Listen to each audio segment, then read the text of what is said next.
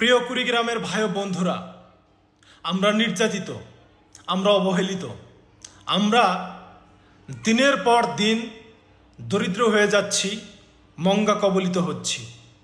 এর জন্য দায়ী কারা? এর জন্য দায়ী কে বা কারা আপনারা জানেন? আপনারা মনে করেন যে এর জন্য আপনারা নিজেরাই দায়ী। ভুল। মনে করেন যে আল্লাহ আপনাদেরকে গরিব বানায় রাখছে। ভুল।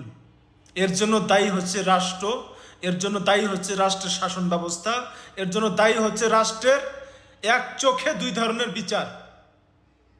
আমাদের কুড়িগ্রামের মানুষগুলো যে কোনো পণ্য কিনতে, সেই পণ্য ক্রয়ের সময় কিন্তু ভ্যাটটা সরকার কেটে নিচ্ছে। যে কোনো জমি জমা বিক্রি করতে হলে সরকার কিন্তু ওই জমি জমার উপর ভ্যাট ট্যাক্স দিয়ে রাখছে, জমির খাজনা দিতে হচ্ছে।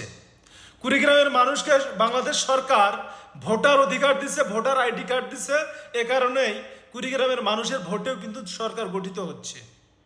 কুড়িগ্রামের মানুষের সকল প্রকার রাষ্ট্রকে সকল প্রকার সুবিধা কুড়িগ্রামের মানুষ দিয়ে আসতেছে, কিন্তু কুড়িগ্রামের মানুষকে প্রাকৃতিক দুর্যোগের হাত থেকে রক্ষা করার দায়িত্ব কার? রাষ্ট্রের। নদী ভাঙন থেকে এই এই অঞ্চলের মানুষগুলোকে মুক্ত করার দায়িত্ব কার? রাষ্ট্রের। রাষ্ট্র কেন দায়িত্ব পালন করতে পারছে না?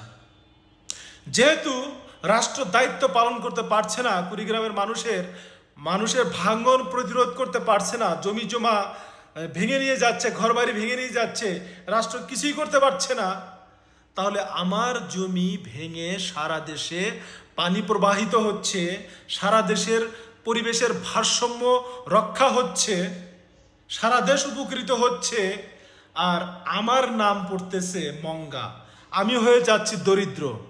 এটা হতে পারে না।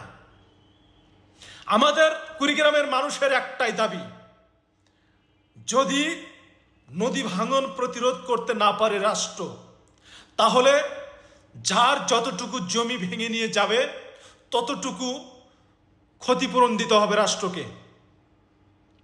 দেশের সরকারকে প্রত্যেকটি কুড়িগ্রামের মানুষকে এই ক্ষতিপূরণটা দিতে হবে। আপনি সরকার, আপনি আমার কুড়িগ্রাম অঞ্চলের মানুষের সমস্ত জমি আপনি কিনে নেন, কিনে নিয়ে আপনার জমি রাষ্ট্রের জমি ভেঙে ভাঙুক, কিন্তু সাধারণ জনগণের জমি ভেঙে নিয়ে যাবে, মানুষ দরিদ্র থাকবে, মানুষ অভাবে থাকবে, মানুষ মানবতার জীবন যাপন করবে।